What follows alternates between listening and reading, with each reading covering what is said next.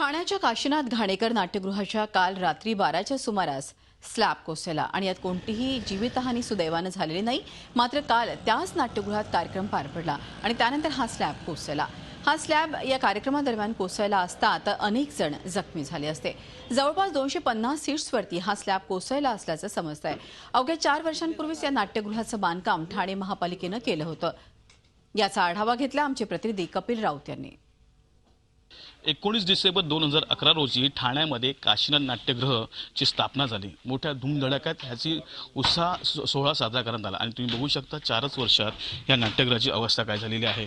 काल रात्री इथे एक शो सुरू होता, एका राजकीय नेत्याचा वाढदिवसाची शो सुरू होता आणि त्या शो सुरू झाल्यानंतर सर्व लोक बाहेर गेल्यानंतर इथला हा मोठा स्लॅब आहे हा खाली पडलेला आहे। जवळपास 250 खुर्च्यांवरती हा स्लॅब पडलेला आहे। एकंदरीत जर शो सुरू असता तर मोठी दुर्घटना झाली असती किंवा मग प्रेक्षकांवरती जर हा जर स्लॅब पडला असता तर एक मोठ्या दुर्घटनेला ठाणेकरांना सामोरं जावं लागलं असतं। मोठ्या प्रमाणात ही दुर्घटना झालेली आहे। तुम्ही बघू शकता खूप मोठ्या प्रमाणात हा स्लॅब पडलेला आहे। 250 सीट्सवरती हा स्लॅब पडलेला आहे। त्यामुळे एक मोठी दुर्घटना टळली असं बोलू शकतो सुदैवाने। परंतु खरंच या पूर्ण जी कन्स्ट्रक्शन असेल किंवा ज्यांनी हे बनवलं असेल त्यांच्या सर्वच गोष्टींवर प्रश्नचिन्ह निर्माण झालेलं आहे। एकंदरीत ठाणे महानगरपालिकेचा हा नाट्यगृह आहे, त्यांच्या मालकीचा हा नाट्यगृह आहे आणि असं असताना 4च वर्षात असा स्लॅब पडणं म्हणजे दुर्दैवाची गोष्ट आहे। एकंदरीतच ह्याची चौकशी होण्याची मागणी आता प्रत्येक ठाणेकर करताना दिसत आहे। प्रजन संदीप भारतीसह कपिल राऊत, झी मीडिया, ठाणे। तर आपण बघू शकतो काशीनाथ घाणेकर नाट्यगृह ठाण्यातलं खरं तर नावाजलेलं नाट्यगृह अनेक महत्त्वाचे कार्यक्रम, अनेक महत्त्वाची नाटकं आणि अनेक मैफली सुद्धा ठाणे काशीनाथ घाणेकर नाट्यगृहात होताना आपण बघतोय। 4 वर्षांपूर्वीच आपण बघतोय हे नाट्यगृह बांधण्यात आलं।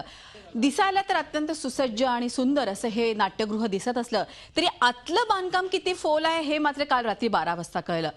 नशीब असं बलवत्तर, सुदैव असं की त्यावेळेस कुठल्याही प्रकारचा शो किंवा कार्यक्रम किंवा नाटक सुरू नव्हतं। जर का ते सुरू असतं तर आज आपण बघतोय की 250 लोक म्हणजे 250 सीट्सवरती हा स्लॅब कोसळलेला आहे। तर केवढी मोठी दुर्घटना झाली असती। अर्थात याची चौकशी होणं खूप गरजेचं आहे। कशा प्रकारे अर्थात हा कॉन्ट्रॅक्ट कुणाला दिला होता, हे बांधकाम होताना योग्य त्या गोष्टी पाहायला गेल्यात की नाही, कुठल्या वस्तूंचा वापर हे बांधकाम करताना करण्यात आलं, निम्न दर्जाच्या या वस्तू साहित्य होतं का, सामान होतं का, हे सगळं बघणं अतिशय गरजेचं आहे। ठाणे महानगरपालिका अर्थातच याचं उत्तर देईल।